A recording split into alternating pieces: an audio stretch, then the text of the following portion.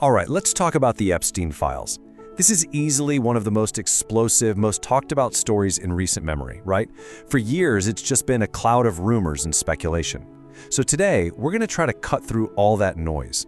We're going to look at what people were demanding, what they were told they'd get, and, well, what actually ended up happening. And this is where things really blew up.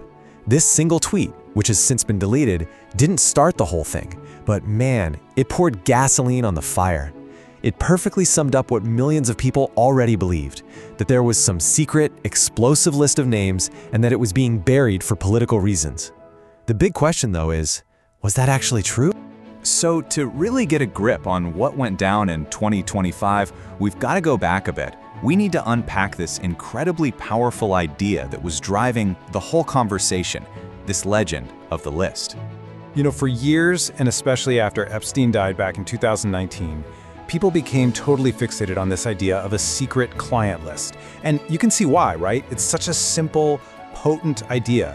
One single document that could supposedly bring down some of the most powerful people in the world. The whole theory was that this list was Epstein's ultimate insurance policy, his blackmail material.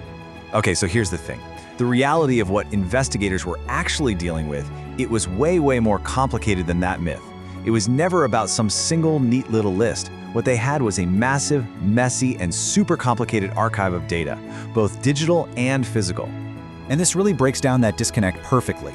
On one side, you've got the myth of the list, this simple idea where if your name's on it, you're guilty, end of story.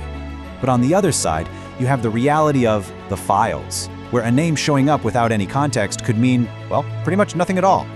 So what are we actually talking about when we say the Epstein files? Well, it's this huge collection of evidence that the FBI gathered over years. And I mean huge. We're talking over 300 gigabytes of data. Think about that. You've got flight logs from his private jets, those infamous black books, mountains of court documents, emails, photos, videos, the whole shebang. It's not a list, it's a giant, messy jigsaw puzzle. And, you know, Julie K. Brown, who's one of the key reporters who broke this whole story open, she explained it perfectly. Even the most famous piece of this whole puzzle, that black book, was completely misunderstood. It wasn't some list of co-conspirators, it was basically a glorified address book. I mean, it had everyone in there, from huge celebrities and politicians right down to his gardeners and electricians. All right, so you've got this huge gap, right, between what the public wanted, a simple list, and what the government actually had, these complex files. So how did that disconnect explode into a massive political firestorm in 2025? Let's get into it. Man, 2025 was a wild ride. It all started in February when Attorney General Pam Bondi said, hey, we're reviewing the files, and that got everyone's hopes way up. But then fast forward to July, and the Department of Justice comes out with this memo saying, nope, no client list here. Well, you can imagine the backlash. It was huge. So huge, in fact, that Representative Thomas Massie took this pretty rare step in Congress. He filed a discharge petition to basically force a vote on releasing everything. And the pressure just kept building until, by November, it was unstoppable. The House and Senate passed the Epstein Files Transparency Act with almost zero opposition. President Trump signed it the very next day. It was a whirlwind. And what's so fascinating about this moment is that it wasn't a Democrat versus Republican thing at all. The demand for answers was coming from all sides of the aisle. It created this incredibly rare moment of unity in Washington, and at that point, the release of the files felt totally inevitable. So the day comes, December 19th, 2025. This is the deadline set by the new law. The DOJ starts the release. Everyone's thinking, this is it. We're finally going to see what's in there. But what did we actually get? At first glance, it looked pretty good. Seemed like a huge win for transparency, you know? A brand new government website goes live and boom, nearly 4,000 files are uploaded. It really looked like the public was finally getting what they'd asked for.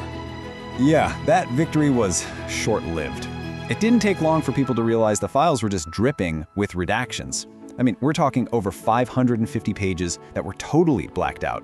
And get this, one grand jury file was 119 straight pages of nothing but solid black ink. Just gone. Okay, so a lot of famous names did show up, just like the rumors always said they would. You had former presidents, royalty, major celebrities. But, and this is the key part, the thing news outlets pointed out right away, context was absolutely everything. Seeing a name pop up on a flight log or in a contact book, that didn't mean they were accused of anything in the actual files. It just meant, for whatever reason, they were in his orbit. The reaction was exactly what you'd expect. Total bipartisan outrage. The very same politicians who had pushed for the law were now screaming that the DOJ had completely violated the spirit of it. And to make things even crazier, the release itself was kind of a mess. At one point, 16 files, including a photo of Trump with Epstein and Ghislaine Maxwell, just disappeared from the website. No explanation, they came back later, but wow.